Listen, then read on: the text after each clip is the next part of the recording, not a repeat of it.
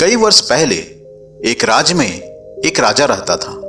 उसका राज्य बहुत ही खुशहाल था। धन की कोई भी कमी उस राज्य में नहीं थी। राजा और प्रजा खुशी खुशी अपना जीवन यापन कर रहे थे। एक वर्ष ऐसा हुआ कि उस राज्य में भयंकर अकाल पड़ गया। पानी की कमी से फसलें सूख गई और ऐसी स्थिति में किसान राजा को लगान नहीं दे पा रहे थे। लगान प्राप्त न होने के कारण राजस्व में काफी कमी आ गई। राजा का राजस्व खाली हो गया। यह देख राजा बहुत ही चिंता में पड़ गया। हर समय वह सोचता रहता कि राज का खर्च कैसे चल पाएगा। अकाल का समय निकल गया और स्थिति भी समान हो गई, किंतु राजा के मन में चिंता घर कर गई। हर समय उसके दिमाग में यही चलता, राज्य में अगर पुनः अकाल पड़ गया तो फिर क्या होगा।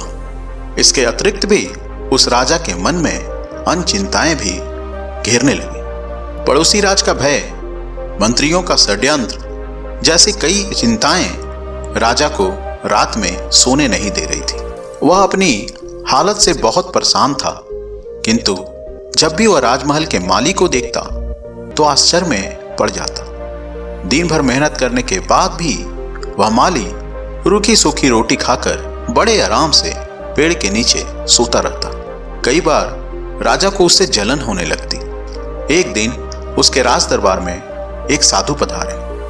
राजा ने अपनी पूरी समस्या उस साधु को बताई और उससे दूर करने का सुझाव मांगा। साधु राजा की समस्या को अच्छी तरह से समझ गए। वो बोले, राजा, तुम्हारी चिंता का जड़ तुम्हारा राजपाट है। तुम अपना राजपाट पुत्र को देकर चिंता मुक्त क्यों नहीं हो जाते। इस पर राजा बोला, गुरुवर, मेरा पुत्र अभी बहुत छोटा है। वह राजपाट संभालने योग्य नहीं है। साधु बोले, फिर तुम ऐसा करो कि यह राजपाट मुझे ही दे दो। राजा तैयार हो गया। उसने अपना सारा राजपाट उस साधु को दे दिया। इसके बाद साधु ने पूछा, राजा, अब तुम क्या करोगे। राजा ने कहा, मैं कोई व्यवसाय कर लूंगा, लेकिन उसके लिए तो धन की व्यवस्था करना होगा। अब तो राजपाट मेरा है। राजकोष के धन पर भी मेरा अधिकार है। तो राजा ने कहा, मैं कोई नौकरी ही कर लूंगा। साधु बोले, यह ठीक है, लेकिन अगर तुम्हें कोई नौकरी ही करनी है तो इसी राज्य में क्यों नहीं कर लेते। मैं तो साधु हूं। मैं अपनी कुटिया में चला जाऊंगा। राजमहल में रहकर मेरी ओर से तुम यह राजपाट क्यों नहीं संभाल लेते।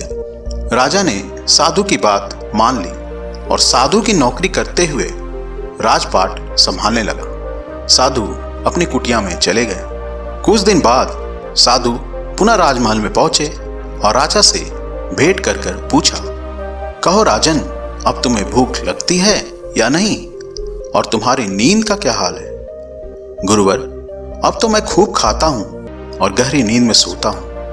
पहले भी मैं राजपाट का कार्य करता था, अब भी करता हूं। फिर यह परिवर्तन कैसे, यह मेरी समझ में नहीं आ रहा है। आप ही बताएं। साधु मुस्कुराते हुए बोले, राजन, पहले तुमने काम को बोझ बना लिया था और उस बोझ के कारण तुम हर समय चिंतित रहते थे, किंतु राजपाट मुझे सौंपने के उपरांत तुम समस्त कार्य अपना कर्तव्य समझकर करने लगे और इसीलिए तुम चिंता मुक्त हो गए। इस कहानी से हमें यह सीख मिलती है कि जीवन में जो भी कार्य करें अपना कर्तव्य समझकर करें, ना कि उसे जिंदगी में बोझ समझकर। अगर हम कोई भी काम को बोझ समझते हैं तो निश्चित रूप से उससे दूर होते चले जाएंगे और हम चिंतित भी होंगे।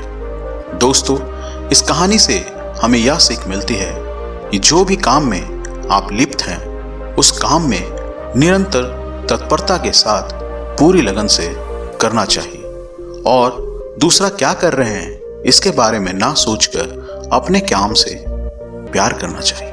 काम को बोझ न समझकर काम को प्यार करने से आप जिंदगी में जरूर सफल हो जाएंगे।